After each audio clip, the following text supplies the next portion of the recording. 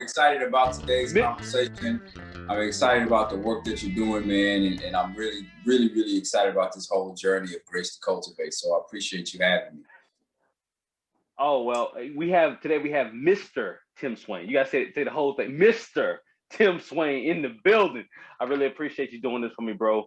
We're gonna go ahead and get started with the questions. My first question out the gate, and just a little bit of backstory. I had an opportunity to meet Mr. Tim Swain. We were working, serving with the Impact Movement back in the day, and just been just a godly, wonderful young man who's done some amazing things.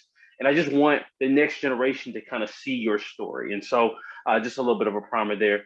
But I want to start with this. Who are you and how would you define yourself? That's a great question. First and foremost, I really believe that I'm just a servant of God. And I would define myself as an individual that really seek to inspire positive change in people's lives through leadership development. I'm very passionate about communities of African descent. That is my first and foremost love. And beyond that, I think at the end of the day, inspiring that positive change through leadership development so that people can live out their purpose and really become global citizens. So that's just a little bit about who I am, unless you got some specifics. No, that's great. That's great. I like so that the guests can define themselves, right? Like we don't define, who are you according to you kind of thing. All right, what is your story as it pertains to work and vocation? What's your story? I'll give you the brief story is this. I mean, how I got to do what I'm doing is this. From the time I was young, I always had this idea that I know beyond the shadow of a doubt that God put in me, a dissatisfaction with two things. A dissatisfaction with the status quo in terms of religion and the status quo of what it meant to be Black. And I'll say three things, and then what it meant to serve. And so as I got older, I really found myself in situations where those status quos were being challenged in terms of the religious piece, where, like, as you said, we met through the Impact Movement, an organization that serves communities of African descent. And through this organization, I really saw these linkages between my ethnic identity and my spiritual identity. And then you intersected with this other area of really being a person that is making an impact in the world through service. And so I think my story is simply, it's a bunch of frustrations that I've had in my life around religion, about my Blackness or the lack thereof in terms of the history of it and its meaningfulness in society, and the lack of really seeing biblical leadership being lived out as service. And that really ultimately this is a very short story, but that kind of helped me get to the place where I am in terms of forming the nonprofit organization, which is called Anidaso, which means hope in the West African language, called Tree.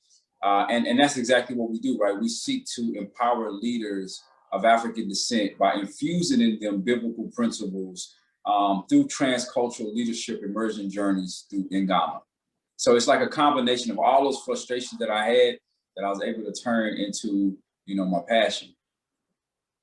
Okay, awesome. What would you say is the biggest misconception of your job?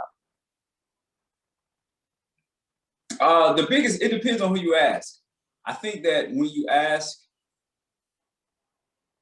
people in the US about what it means to mobilize people of African descent to Ghana, the first thing they think about is missions.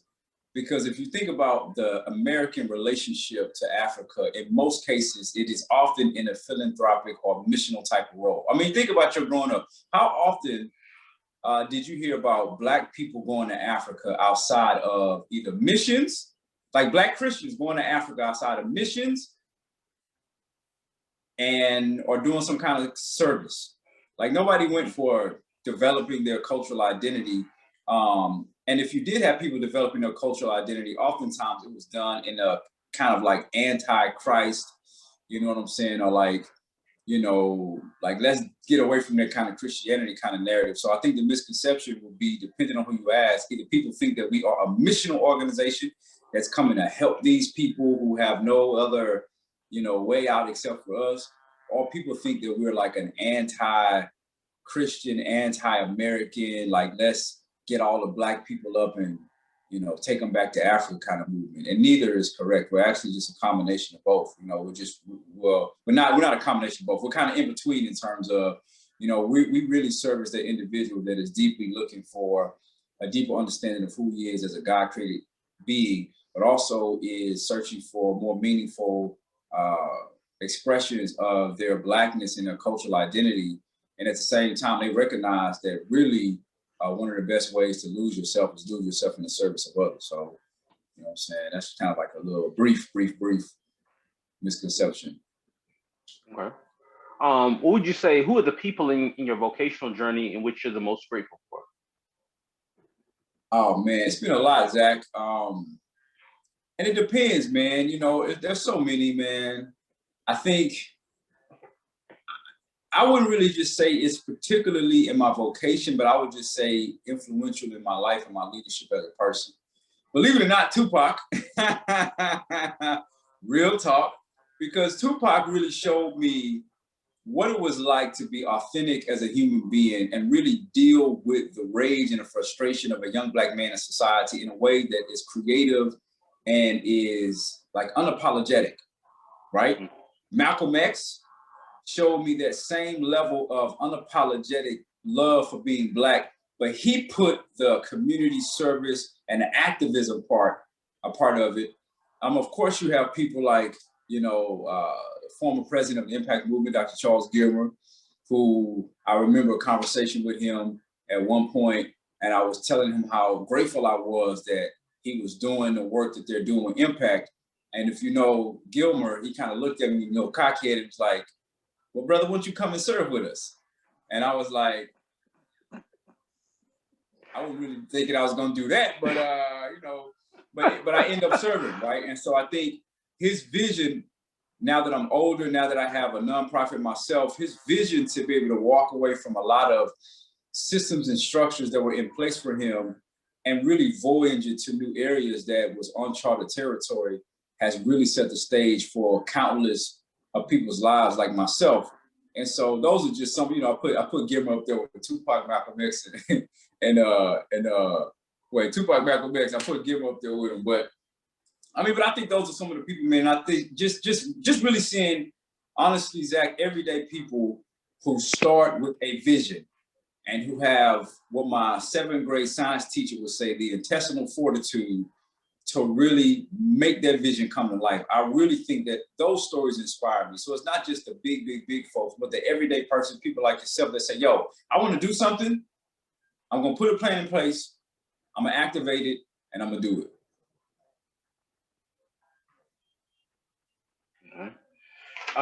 Who would you say? Okay, so this is a question that specifically for young folk looking up to you. I like to ask the reverse engineering question. All right, and so the question is, how did your childhood passions as a kid prepare you for your adult career choice? Because I think there's some ways in which there are certain yearnings, certain pushes within us that make us go, man, but you can see the connection as an adult to how you were as a kid. And so the question is, once again, how do your childhood passions as a kid prepare you for your adult career choice? I think as a child, God puts in us those little inklings that lead us towards who we are if we listen to them. For example, I've always been alone. For as long as I can remember, I've been a loner. And I think people oftentimes will try to fight that feeling, but I think it's a valuable quality and characteristic if you know how to balance it, especially in leadership, because as you know, oftentimes walking in leadership and in new territory is lonely. It may not be somebody who's done what you've done. You may be a first generation business owner, first generation whatever, right? First generation college student, whatever. And sometimes walking in those areas is lonely. But also I think just that inkling that I had inside of me, I used to get in trouble a lot for running my mouth. My dad and my mom would pop the mess out of me for running my mouth. I ended up majoring in communications in college. I ended up doing public speaking. And actually, the most money I've ever been paid from doing what I love to do came from public speaking. It was the first time I ever got paid, I think like $4,000 for a 1.5 hour keynote. So keep in mind, right, the child that used to get beat for running his mouth so much is the same child that used to get the bread for running his mouth so much. That's dope. No, that's dope. That's dope. That's awesome. You know what I'm saying? So really, I think what it made me reflect on now that I'm a parent is to really create the environment where your kid can explore those areas that make him or her different and unique. So running my mouth, that was a clue. I majored in communication studies. I do public speaking. Also thinking creatively and writing. Like I would see something and the way my mind would think about it would be so different. This is a little bit different from Anidaso and the work that I do with Anidaso in terms of like my own personal, my public speaking and leadership development, which is in addition to the nonprofit organization that I have, but it's all going together, right? I talked earlier about those frustrations that I had. Now I'm talking about the giftings that I had and recognizing those giftings and how really when you get to a place in life when you know what to do with them, it's really like a superpower. It's like when you don't know what to do with your superpower, you'll mess somebody else up or you'll mess yourself up. But then once you know what to do with your gifts and your talents, that's when I think you really have the opportunity to really make a transformative change. And so that's what it's been. Everything that I had inside of me as a kid, my frustrations, my agitations, running my mouth so much, thinking creatively, innovatively, thinking different and strategically, you know what I'm saying? All that stuff was in me. And those are the exact same things that I'm utilizing right now to really move the organization and my personal mission and vision forward. All right, super. That's awesome. I love it. Love it. Love it. Love it. All right. How would you explain what you do as a professional in one sentence? Then how would you explain what you do as a professional in one word? Man, that's a really dope question. I inspire positive change by creating leadership development opportunities for individuals. That's one sentence. The one word is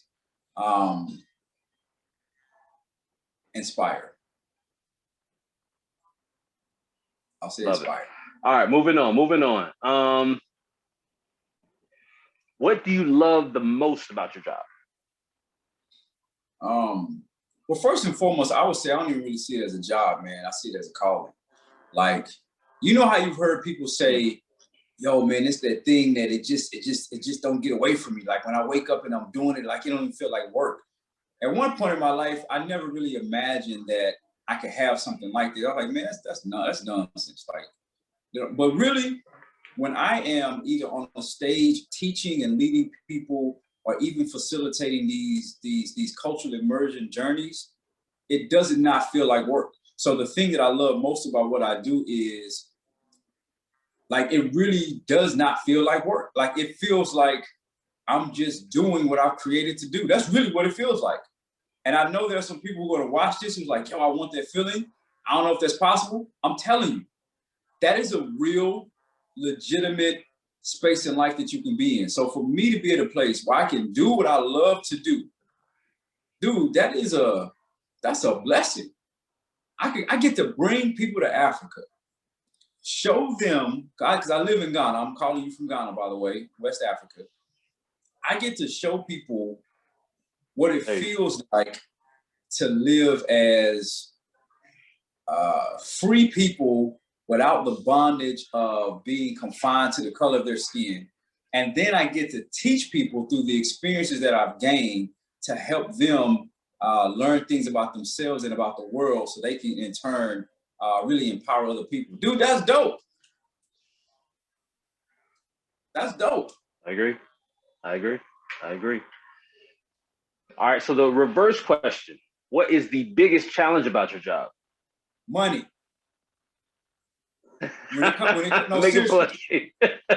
comes to operating a nonprofit, the biggest challenge is money, because you can have somebody that's passionate, but your passion is like gasoline. It only lasts a certain amount of time. And if you're working 2, 3, 4, 5 jobs that pay the bills, but then you're doing this thing that you're passionate about, well, guess what's going to be lacking all the time that you're not getting paid for? Your passion. And eventually it's going to get, squeezed out. I think that is so challenging, not because it just affects whether or not you get a paycheck, but it affects everything, like programming. For example, when we would bring young Black men ages like 18 to like 24 to Ghana, most of them were broke. So to ask them to come up with $4,000, maybe $5,000 for a trip to Africa for 5 weeks was like asking them to build a rocket ship. But they needed to be here to get that transformational experience. But the money had to come from somewhere. Oftentimes it'd come out of our pockets, or it'd come from, other funders. But I think the most challenging part would definitely be that money piece, man, because I ain't gonna lie, it affects everything. For sure. Okay. All right. So one of the questions that we try to incorporate. Before we even get to that question, let's go. What does it take for you to either become certified or respected in your current profession? What are the credentials that you have to kind of walk towards, if there are any, for the next generation? If I want to be Mr. Tim Swain when I grow up, what must I do?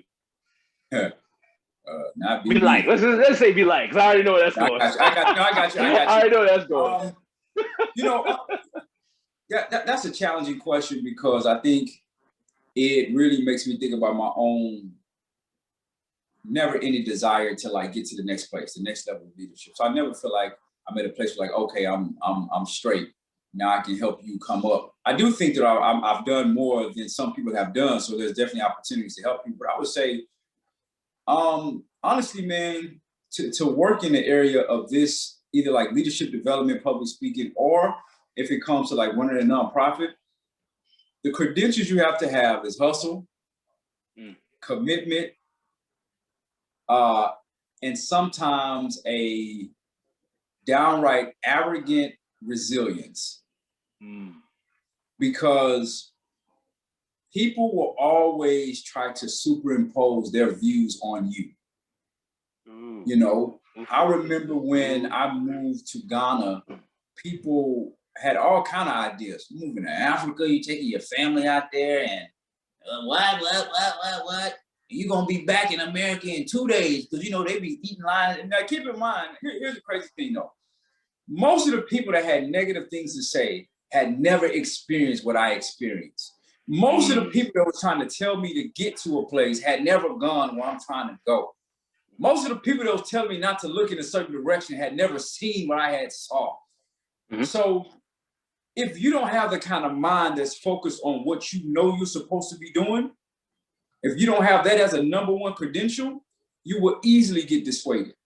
And people don't do it intentionally. That's the thing, Zach. It's just that people unconsciously will superimpose their own fears and insecurities on you. So you have to be, I think the other thing is, if you want to talk specifics, okay, yeah, you need to have, be IRS recognized as a 501c3 organization. You need to have some international credentials. If you're going to work internationally, you need to have an attorney. You need to have an accountant. Okay, yeah, you need those things. But you can have all this stuff, but you ain't got it up here. It don't mean nothing. It don't mean nothing. Okay. I appreciate that. How does a person in your field negotiate salary or the value of their services in this career choice? So it's more a question of negotiation. And the reason this question came up, I remember working at a specific nonprofit, and a person in a leadership position was like, just being honest. She was just communicating that, not an African-American young lady of a different background. And she was just like, hey, the African Americans, a lot of times they don't negotiate their salary. They don't negotiate year to year. Whereas, this other, just speaking, the Caucasians that work, like, they always negotiate. It's a normal part of the culture. And so one of the reasons why I think it's very important is, whatever your tribe, whatever your background, to talk about negotiation as a professional. Yeah. So what I'll do is, I won't talk necessarily about the nonprofit in terms of negotiation, because it's not like somebody pays me a check. It's like, sure, I create my own salary based off of what the industry trends are. And I say, okay, if I want to be paid this much money, I have to essentially have this much revenue coming in to pay myself this. But I'll talk about it more so on like having a leadership or motivational speaking business. And I'll give you an example. This is why I talk about getting your head right, because I grew up very insecure. And when you have a gift, sometimes because you do something so freely, easily, you'll give it away freely. And I remember when my first time getting paid to do spoken word, I got paid like $75. And I was excited. Like, yo, I got paid $75 to do a 3-minute poem. Yo, that's amazing. I made $75 in 3 minutes. But that's not true. Because one of the things I remember happening was I went to a conference. Well, the first thing was I didn't know what was my industry average for what I did. That's the first thing people need to know. What is the industry average for what you do? So at that time, as a poet, and I was trying to get into the poetry market as a speaker poet, I went to a conference. At this time, I think I was charging like $250 to do a poem. I went to a conference, Zach, and this is not to toot my own horn, but I know when I get on the stage, I can kill a poem. I can kill it. I can kill it. Didn't know the business. Yeah. Didn't know the business. And I would affirm that. I would affirm that for sure. Appreciate it. But I didn't know the business. Yeah. I got in this conference. The minimum, regardless of skill level, the poets were charging. If you wanted to book that poet, the minimum was $1,500. Wow. It doesn't matter if the performance was 5 minutes or 3 minutes. If you're going to bring that poet to your campus, the minimum you're going to pay is $1,500. Now I'm charging $250. So I had to understand what was the industry average. And what that did for me was, honestly, if I can be real with you, because, you know what I'm saying, I was very insecure. I was like, yo, who's going to pay $500 to hear me speak? I'm just a black boy who's doing this hip hop poetry stuff. But then once I got the confidence up, I was like, yo, you want to give me $75 to do what? Drive across town and come to your event? But then one of the things I had to look at is, number one, the industry average, and then you have to calculate your time. So if I did, let's say, for example, a keynote for 45 minutes, which included original content, and I wrapped in there an original poem that I'm doing for your entity or your organization. It's not just 45 minutes. It's my time that it takes me to travel there. It's the time that it takes me to gather the data to know exactly what you want, so I can write the piece, write the keynote, rehearse it, make sure that it's all up in here, so that when I show up to your venue, I'm coming across as flawless. So when you calculate all that, I may spend maybe 20, 25, depending on the venue, depending on how complex, 30 hours. So imagine if I'm getting paid $250, if you break it up, I mean, you're really only making what, $10 an hour or something. So you have to think like that. And then if you have a job, like a lot of people do, depending on what you want to do, and you're taking off of work, let's say you make $40,000 a year, which is, you know, about $3,000 a month before taxes, you may make about $100 a day. So you may take off of work maybe 3 days, you done lost $300, but you got paid $250. So you losing money. So you got to calculate all that other kind of stuff. So industry average, calculate how much time you invested. And know, the main thing is know what's your industry average for whatever it is that you do. Great. Excellent advice. Excellent advice. Based on what you now know about your vocation, what advice would you give to yourself if you can go back on the first day of the job? This is the time machine question. You can get in a time machine and go back to the first day on the job. What would you tell that person? Man, I wouldn't have listened. That's what the thing. Because I love the question, like, what would you have told yourself? But I wouldn't have listened because I would have thought I knew it all. What I would advise people to do, if you want wisdom, the first thing is, if you have a nonprofit organization, you have to make sure your stuff is legitimate. That means that get your paperwork done. You got to file in whatever state that you're in. You have to file with the IRS. You need an attorney. I don't care what www.makeyourown.documents.com say. The reality is, I've experienced firsthand when I've gotten into legal situations because I read the website, but I didn't know the law. So I thought this is what it meant. And then it came around and bit me in the butt. And it was like, oh, snap. This is why you need an attorney. So I think, number one, you just got to start the process. You can't be afraid of all this stuff, but you also have to make sure that you're legitimate, man. And some people may say, yo, man, I ain't got no money to afford an attorney. well, you need to call some friends or some family or somebody that got some expertise. Because one of the things that, let me tell you something, what will happen. A lot of times, if you're really passionate about what you're doing and you're a genuinely good person, you can negotiate. You may be able to say, listen, I can't afford to pay you right now, but maybe let's negotiate. You give me, let's say if you're an attorney, give me 10 hours of your time. This is what I need done. And that way you don't have to give me the money, but just give me 10 hours. If you're an accountant, listen, I can't pay you, but here's what I can do. I'm gonna make you some sweet potato pie. I'm gonna bake you some mashed potatoes, and you just donate 20 hours of your time. So when I get all this paperwork done as an accountant, you can look over it and make sure all the numbers are right. But a lot of people don't know that, these are things that they can do, man, until you get to the place where you can start paying people for services. But I would say, make sure your stuff is legitimate.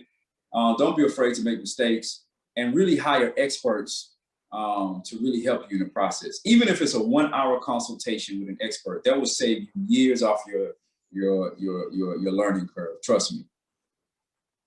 Okay, great. Another example, great advice. How do you prepare to one day transition from this role? In-game, retirement? Is there like what is that in-game for Mr. Tim Swain? That would infer the Swain family. I don't even know, man. Okay. I don't know.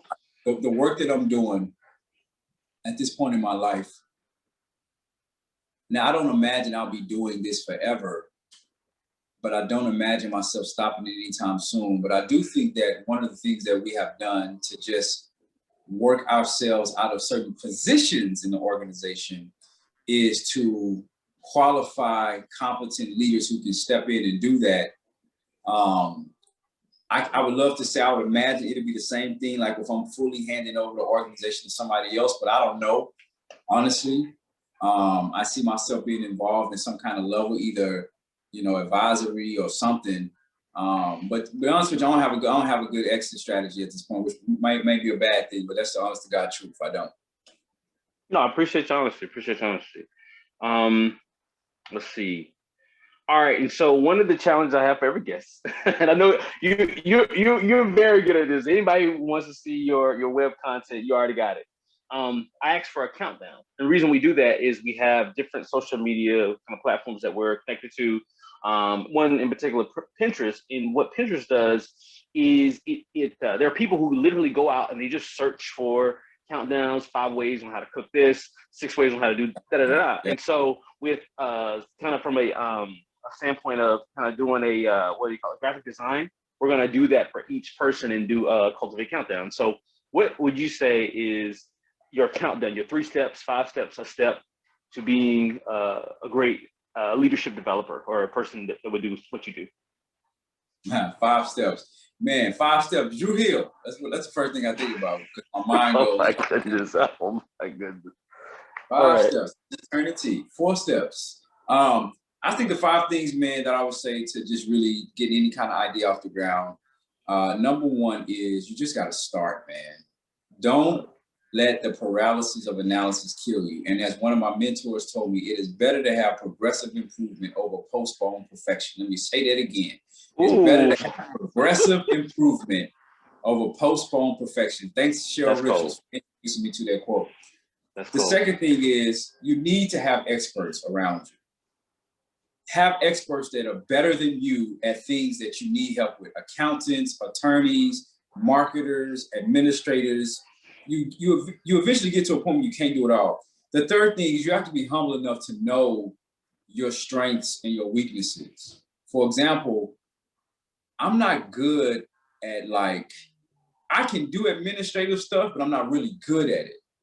And I've seen what happens when somebody's really good at what they do. Oh my God, it's a gift. It's a gift. It transforms your life. So know what you're good at. The fourth thing would be know that you are going to make mistakes. Mm-hmm. It's cool. You ain't the only person. The last thing is have an uncommon resilience, to where people think you're arrogant.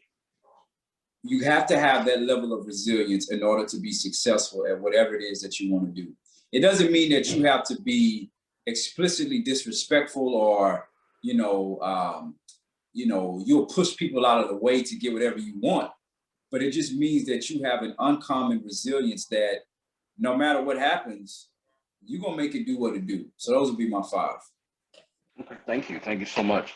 On the way out the door, what is one motivational quote, or in your own words, about your job? And the thought process behind this is with a lot of our, whenever we'll see Mr. Tim Swain, Leadership Development, we'll see your quote underneath it. And so if you had to have your bumper sticker or just one quote that kind of embodies what you do, what would be your quote?